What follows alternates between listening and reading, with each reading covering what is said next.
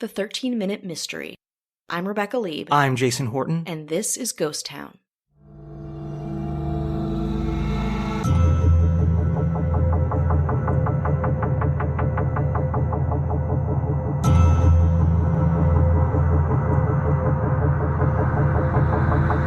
Unsolved Mysteries, Episode 2, 13 Minutes. Patrice Endres abruptly vanishes from the salon she owned with a 13-minute window of time. Exactly 600 days later, her case takes a shocking turn, and that is the description from Netflix. So you know what we are getting into. Yes. And if you have not seen this episode, there will be spoilers. Many. It's all spoilers. It's all spoilers, but this one has a character in it, and I'm saying a character Oh my God. that I think parallels, in a way, there's not as much information as the Tiger King or Robert Durst from The Jinx, because it's so odd, and you might think this guy did it. You will think this guy did it. I mean, we'll go through some of the theories about other people who did do it, but you're right. We don't get a lot of information, and I'm conflicted because it is about her and her mystery and her disappearance, and he knows that he's keeping it buttoned up for cameras. This is him, like, being TV ready. So when you know, it's like Tiger King, where it's like, he finds this acceptable to present himself this way. So just imagine what it's like to in his home. Be him when the cameras are off. No cameras. It is crazy. But I like this one a lot because I love a timeline. Like, I love a definitive timeline, and I love my type A brain loves working within, like, this time frame, this time frame, this time frame. So the timeline is huge in this. So at 8:30, Pam Shepard arrives for her 9 a.m. appointment with Patrice, and she seems distracted. Pam says that she seems kind of short, not in the best mood. At 11:05, Pam Shepard leaves. At 11:11, Paul Cantor arrives for his haircut. At 11:27, he leaves because he got a phone call, and that is verified with cell phone records. At 11:37 to 11:50, those are the 13 minutes that we're talking about, the name of the episode. It's not like nothing happens in that period of time. At 11:45, a customer calls, and Patrice is short on the phone with them as well. It's a 2-minute call. And then at 11:50, someone else calls the salon, and there's no answer. Also during this time, there is a car that arrives and leaves, and this is a huge part of the mystery because that is also verified, but we still don't know. We know a little bit about the car. We don't know its origin. We don't know who owns it. We don't really know that she gets in or out of it, I don't believe. I also love when, like, and it's the same thing with the rooftop one, the first episode. I love when it's like, they're in the middle of doing something and they're gone. So when authorities arrived on the scene, her lunch was left uneaten. Her car keys and purse were left in the salon. Her car was moved from its spot. There's some money taken from the cash register. I forget how much it was, but it's like, it's not a clear robbery. Yeah, it's just like a day in the life, and someone just vanishes off the face of the earth. And it all happened within these 13 minutes, which is the crucial part of this whole thing and what happened in there. And her car was normally parked on the side. It was parked out front, which was not normal. And there was at least 2 separate accounts of people seeing a blue car. Was it a Lumina? Was it a Taurus? Yeah. And where does that fit in? And I think a lot of what's happening is, to the people out there, that if you knew somebody at that time with a car like that and they came home and they seemed strange or out of sorts, that's what they're looking for. And that's so simple, too. It's like, do you know someone with a blue car in the area with a Georgia plate? Like, it seems like a pretty simple directive to try to find, like, canvass the area, finding someone with that criteria. But for whatever reason, they're at a complete standstill with it.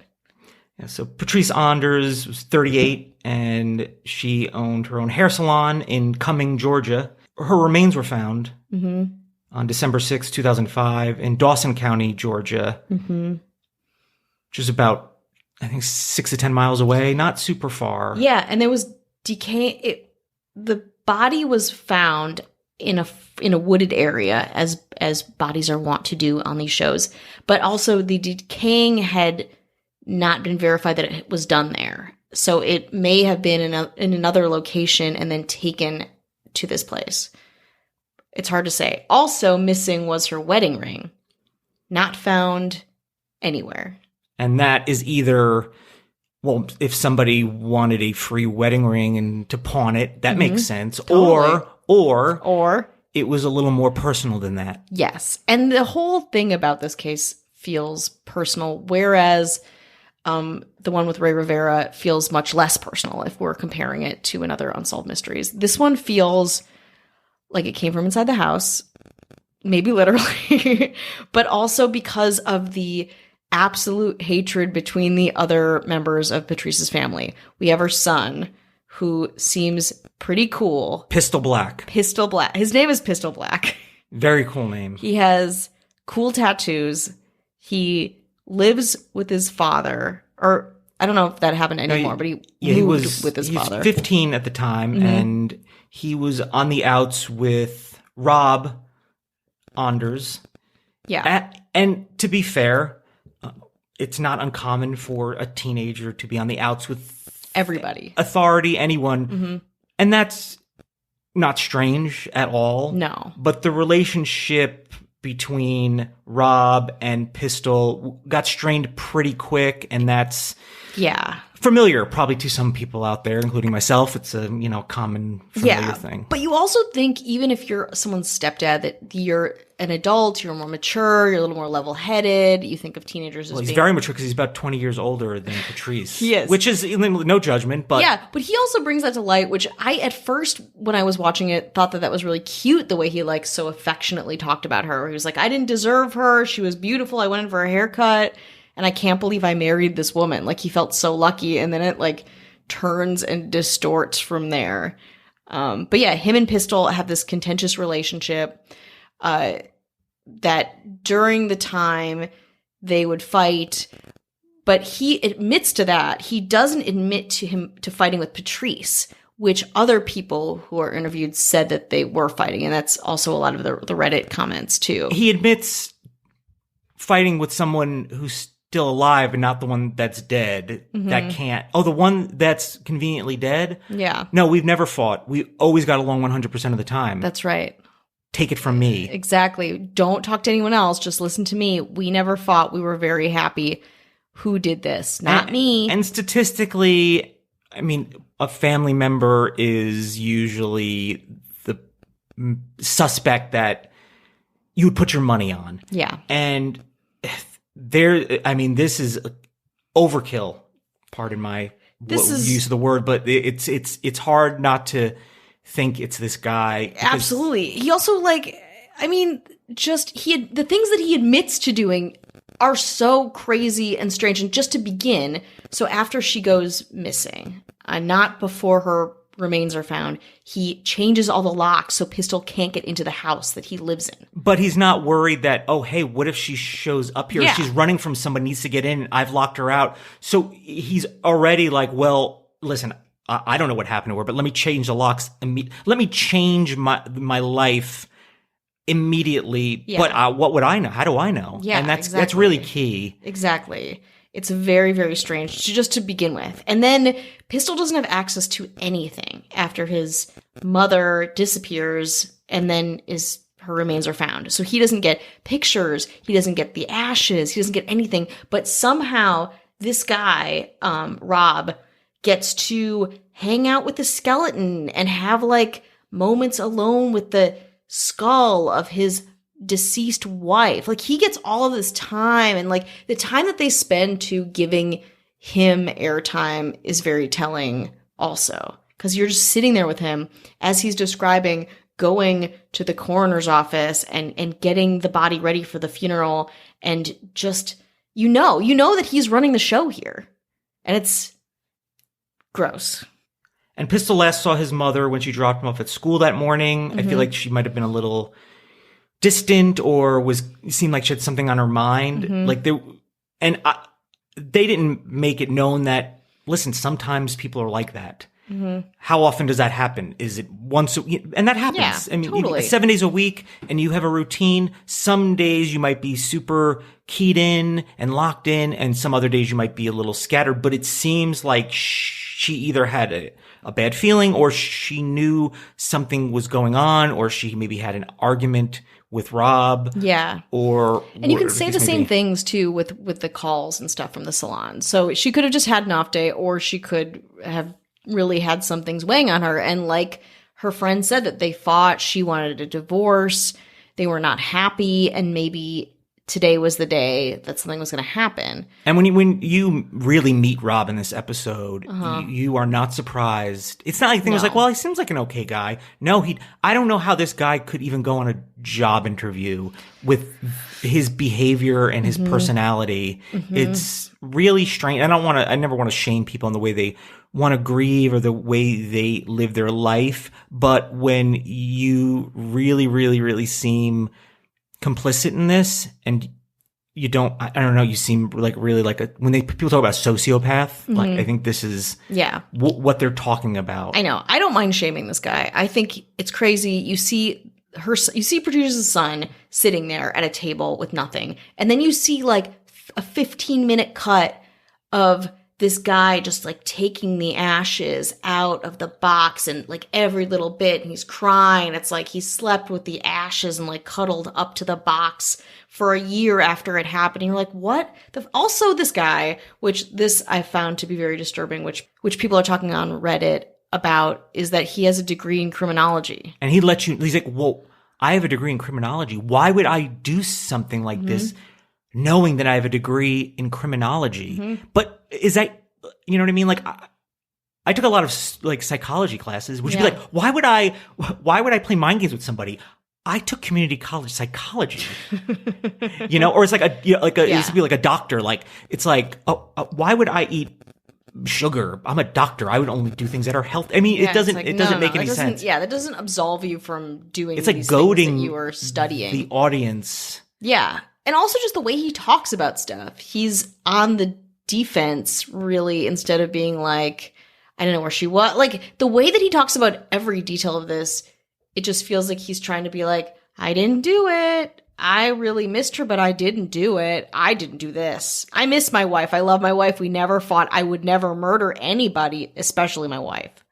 And what adds to this is there are other suspects. There were serial killers that were out there. Gary Michael Hinton and Jeremy Jones, both previously arrested for murder, and Jeremy Jones confesses to the murder. Yeah, I think they both did, actually. Okay, but then it really doesn't. They it's recanted, and it doesn't really add up. If you were a serial killer, you were already incarcerated. You already had so many murders under your belt. Why wouldn't you just confess to one more? At this point, you're like, sure. Especially if for some reason attention is. I mean, I can't get in the mind of a serial killer, but I imagine possibly that, attention or maybe taking credit for something you didn't do might be part of that. I don't know.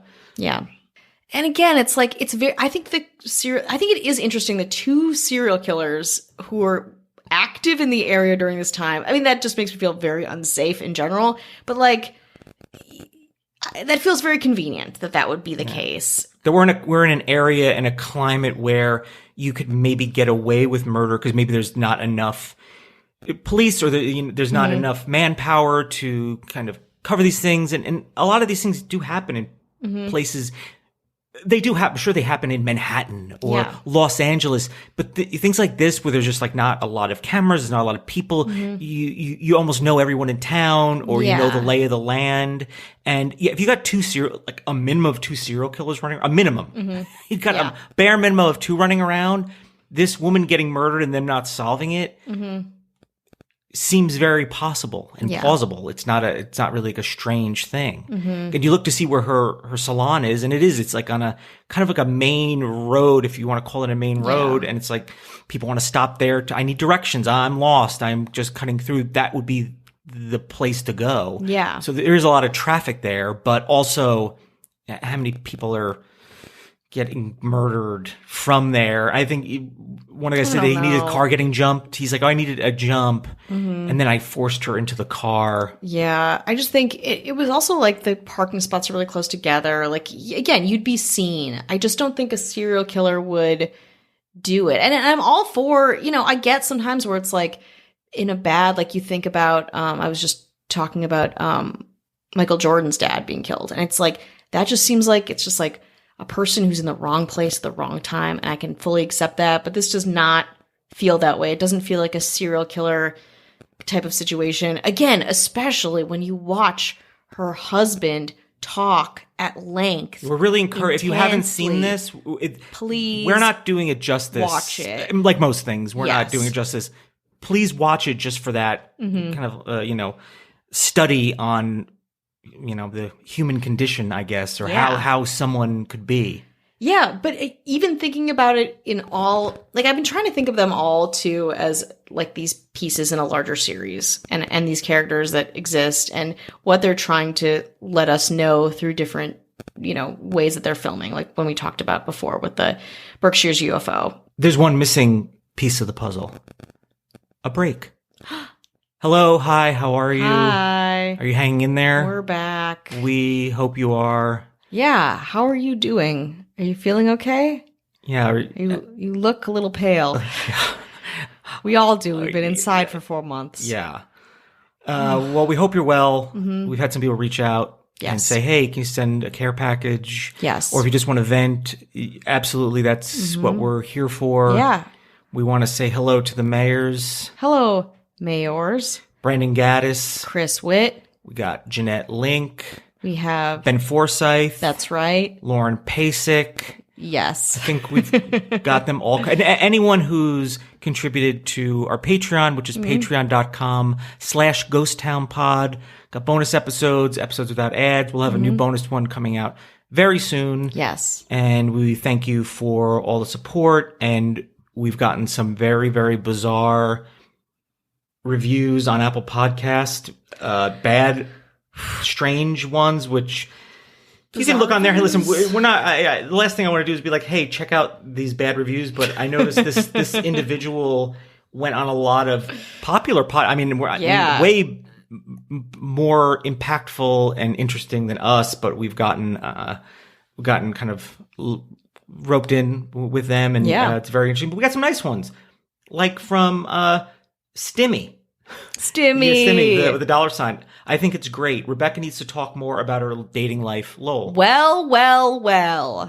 So if you can leave a rate and review on Apple Podcasts, rate 5 stars, we would appreciate it. Absolutely. We have a YouTube channel that is getting, there's a lot of comments in there. It's Ghost Town Podcast. We actually had somebody from the Berkshire's UFO episode, Tom Reed. Tom Reed commented on that episode on Ghost Town, so check it out. And then I said, listen, if you have information you'd like us to share, speak your piece. So he did email some information, and we will talk about that towards the end of this episode. So if you want to, very fun. Sometimes we have people that from the episodes that do reach out, that they catch wind of it, which is very interesting. So some of them kind of like, and everyone's cool. And I think we, have a pretty somewhat fair and balanced. Yeah, God forbid you help us be more credible. Please give us materials that we can learn from and share with others. And we're not, trying to hide information at any time. And if you're out there and we've done an episode on you, or you have information, please, we're happy to correct our wrongs or just add to it and use the platform to do that. So we will mention that at the end. Yeah. We're just bumbling around here, searching far and wide. We need help. Yeah. We need a Watson, and you could be that Watson. Yeah. I don't know. Do you ever have a relationship where you're like, you're my Watson. You're my Watson. You're my Sherlock. No, that happens, right? Oh, God. Awful. That's a crime. But you know what is also a crime? Finding out what happened to Patrice Endres. That's right. Put down that skull and get back to the podcast. And it's interesting because you would think anyone who carries around the skull of their former wife seems like a pretty chill dude, but that's what Rob Endres did. He slept with her ashes. Mm-hmm. He had I didn't know you could do this, but he had the coroner rearrange her bones. Mm-hmm.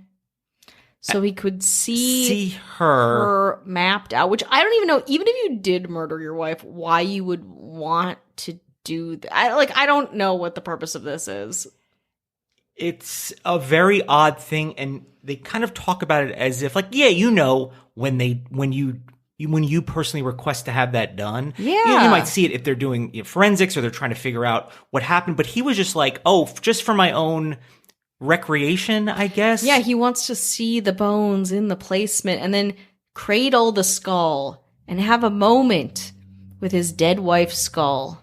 And again, like, that doesn't mean you're guilty, but it doesn't mean you're not. It's fucking weird. Yeah. It is fucking. Can we all agree that it is fucking weird? And you're a weirdo, and I like weirdos, but not that much weirdo. When you put it all together, it's pretty bad. And then he would make, I don't know, there's flippant comments, but he wonders if she was, quote, kept captive for a while and used as, quote, somebody's toy. That's your contribution to this. It's awful. It's just, it reeks of guilt. You know, what are you doing? Like, what are you doing? And I wonder, just seeing this guy, I think about seeing him in everyday life. And if you would just pinpoint him, because all we've seen of him is from this Unsolved Mysteries. I was trying to look for like any video of him online or like some other clues that we could use to get his personality. Is he just a weirdo? Is he a weirdo murderer? I mean, and try to get more information, but there's nothing out there really that they keep the pressure on, like, news-wise, where there'll be occasional recent updates. Mm-hmm. So the pressure's being kept on, but I think it's a thing where, and you mentioned this on, the Ray Rivera episode, mm-hmm. that somebody knows something. Yeah. Somebody knows something and they haven't told, and maybe they're taking that secret with them to the grave, and that may be happening. But shining a light on this person isn't benefiting him, maybe in his own mind, and if he gets, but I think now when people look at you, there's enough people that watch Netflix and Unsolved mm-hmm. Mysteries, plus all the news coverage, Reddit conversations, that it's got to be something where it's like, this. And I'm sure a lot of people on any documentary or reality show, they're like, hey, the way you edited this is not, it makes me look like somebody who did. I even think I did it now after watching it. It's like, where was I that night? Well, you probably were. And he was, and there is like, he's not one of the top suspects. He never really has been. I think he had like a loose alibi, but there's also a theory that he got a hitman to come and take her in that car and kill her. Because I guess the alibi is that where he was, based on a receipt that he kept. Because I love keeping my gas station receipts. I love it, and I make sure to have it with me in my 45 hand. minutes away. Yes. Yeah, and I make sure it's like, well, why would I have this receipt mm-hmm. that I've laminated? You know, that said, that he didn't laminate. Laminate. He's not framed. It's not on his wall. But close. Yeah, like he is ready to show this. Yeah, he's like, see this. I couldn't have. I was over here.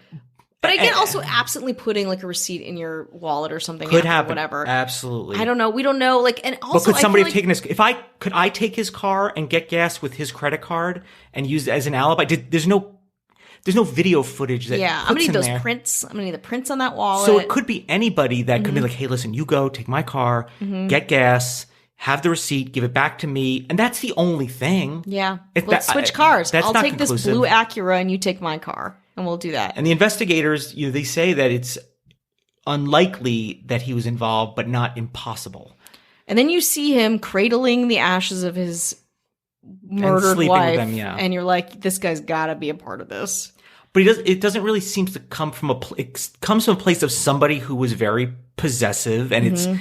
Absolutely. And he slowly became someone who's like, why do you need to have friends? Mm-hmm. Why do you need to have this son? And that is it's not new. Classic abuser tactic. It's absolutely, it's just mm-hmm. classic. It's all this is very, very textbook, mm-hmm. and some other things he speaks down on the parenting of the son. Yeah. So even as she's gone, he's like, hey, listen, he let this kid run wild, and maybe she did. Yeah. And he's a teenager, and maybe he had a chip on his shoulder and all those things, but that's not an excuse for... No. And give Pistol a fucking picture of his mom. But this guy wants to control. He's like, she dies with me. Like, yeah, I'm the keeper of all of her everything. Stuff. And so she will have died, and I will have had the whole of her and win at the end. And I don't know.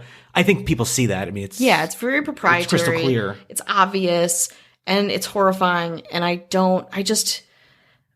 wish we had more of him not in this context. I think that would be very interesting. And I wish we had more of his family too. I don't know, again, why would they, where are they? I don't know. Let's have somebody else. Either they did not want to be on it, or they're strange, or like I said, that's the people that you want to see and they're not on there. It's usually for a reason. Either it doesn't fit the narrative of this particular episode and the way they're, because it has a beginning, middle, and end. Yeah. As they all do. But he smirks while talking about her wanting a divorce, like, divorce me, the criminologist. Yeah, exactly. Am I BA? I told you I was going to sleep with your ashes. Yeah. How much more do you want me to prove that I love you, babe? Lied about them never fighting or arguing. They never did. There was scientists are like, we need to study you because you've never fought and argued. Yeah, which is so great. Crazy. What a beautiful marriage. He mentions her not having life insurance. So he's like, why would I murder her? It's so weird. Like, all these things, like, it is not, when you think back on Ray Rivera's grieving widow, and then you look at this guy, you're like, this could not be more disparate. The reactions of these two people could not be more different and more disturbingly so. He says that this was the last time he saw her mostly intact, when he saw the layout of her bones. It's so gross. Yeah, it's... Do you think this guy's back on, like, dating sites? He's like, Rob from Unsolved Mysteries. You can find me. He uses a clip from the Netflix Dropbox. Yeah, he's like, it's a good angle of me. Yeah, he's like, listen, one of my strong suits. Never loyalty, abject loyalty. Never ever been arrested for murdering a spouse. Never. Keeps receipts. Very good at bone identification. Yeah, I'm like great at all of that. Wow, such a great guy. I think you really need to see this episode because you'll be perplexed, vexed, dumbfounded. You know it's him. You don't know how. And that's why this don't know how. It's an episode not because it's not him. It's an episode because it is him. Because if he was just like, I don't know, I'm really upset, there wouldn't be really an episode. But you're right. It's really should be about Patrice, and all we do is hope to find justice because this is an unsolved mystery. But her husband is so captivating in the worst way. I love the framework of the timeline with this husband character, and you're like, I'm just trying to put these pieces together to find out like what happened. And Rob Endres, if you're out there and you want us to share information, we have a Dropbox too. Yeah, you can absolutely reach out to us and do that to let you know we're not advocates of you. But we will send you a pin. Yeah. Somebody who did reach out is Tom Reed from the Berkshire's UFO. Would like us to mention the governors and the historical societies, state induction letters shown, which he sent us. If you can mention the Berkshire's UFO case is known as, I guess, officially the Reed family incident. Okay. See attached, and he has documentation attached. Going Reed family. The Tom Reed UFO Monument Park was built in 2015 and was made possible via donations by ancient aliens and TV personalities. The park is free to the public, and you can now walk the bridge used in the filming of Unsolved Mysteries. It's from Tom Reed, Berkshire'sUFO.com, UFOpark.org. Okay. So just if you're out, and listen, if we were out there, we'd love to go out there and check it out. Absolutely. Is there benefactors that out there that would like to send us there? Maybe now isn't the best time. Maybe some TV personalities want to throw some money our way. Yeah, we're ready to go walk this. We're about to walk this bridge, and Please let us celebrate this town and the UFO abductions that happened within it. Yeah. I would like nothing more. And if there's any other people from episodes that we've done that want to reach out. You want to be hero? Solve a case? You know, I don't care if it's from the 1800s. Like, no, let's solve it, baby. Hit us up. Do it. Let's do it. I'm doing nothing. I'm sitting here. I got Coke Zero. What do you want?